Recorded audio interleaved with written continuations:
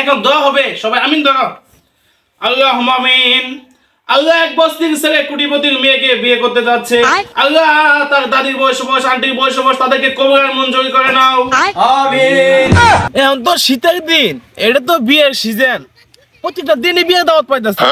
আচ্ছা যাই হোক, দিবু ভাই কাছ থেকে চুল কাটায়, বিকেলে আবার একটা দাওয়াত আছে, দাওয়াতে যাইতে হবো। সুবহানাল্লাহ সুবহানাল্লাহ সুবহানাল্লাহ। দেশটা যে কি হয়ে গেল, পুরুষ মানুষ হিসেবে করতে ব্যাপার করতেছে। আর যাই হোক, ওই কামা করতেছে, আমার কাম আমি করি। আসসালামু আলাইকুম।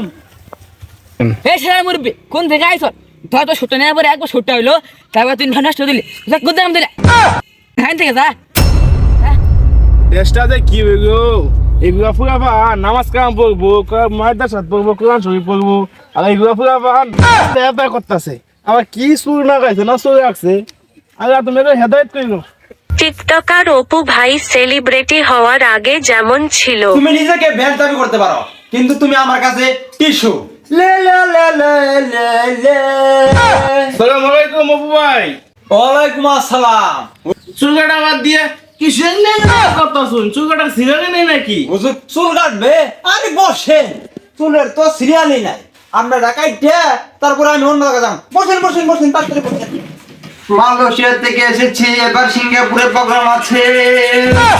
দিয়ে পেশে পেশে সিঙ্গাপুরে প্রোগ্রাম শেষ করে মালয়েশিয়াতে আবার ফিরে যাব আমি দুবাইতে। কি মেসেজ হলো একটা? হুজুর আপনি একটা মিনিট বসেন, আমি একটা টিকটক করি, মাত্র একটা মিনিট। চুল কাটা দাও, আমার বিয়ে দাও তো যাইতে হবো, তাড়াতাড়ি আমার। চুল কাটলে কাটে, না কাটলে এমনি তাড়াতাড়ি যান গা। এত চুল কাটা না, চুল কাটা মানে এটা তো ইম্পর্টেন্ট না। কি আর করার, এখন তো বসতে হবো। এ অপু, তুমি তাড়াতাড়ি টিকটক শেষ করে আসো, আমার বিয়ের দাওয়াত আছে একটা। টিকটক না করলে কি আমি 5 টাকা পাবো? ইয়ে ইয়ে। যাই হোক, টিকটক তো করলাম, হুজুরের চুল লাগাইতে দিয়ে তাড়াতাড়ি শেষ করে ফেলি। অপু বুয়া না ফালতু থাকি হবো, অপু আমার ফ্যান্স কাটিং দিয়ে দেয়। যাই হোক, তাড়াতাড়ি বিয়ে যাই। মামুন যখন লায়লাকে বিয়ে করে। হুজুরে যে কখন বলছি, এখন তো আসতেছে না। নাকি বড় লোকের মায়ের দ্বারা আমি হাতছাড়া করি। ওই তো আল্লাহ কারবাটা দরকার।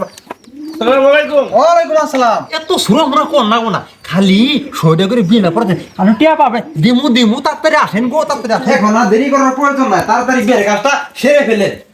এত তাড়াতাড়ি করুন কে? আইসি বিয়ে তো পারামই, আগে মেয়েটাকে দেখি।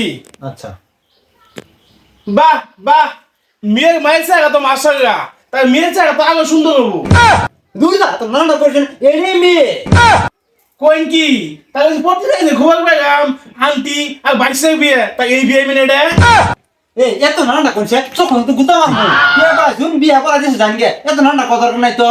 আচ্ছা ঠিক আছে, না বিয়ে করে নাম বিয়ে পাকা দিয়ে আমার কাম আমি করি।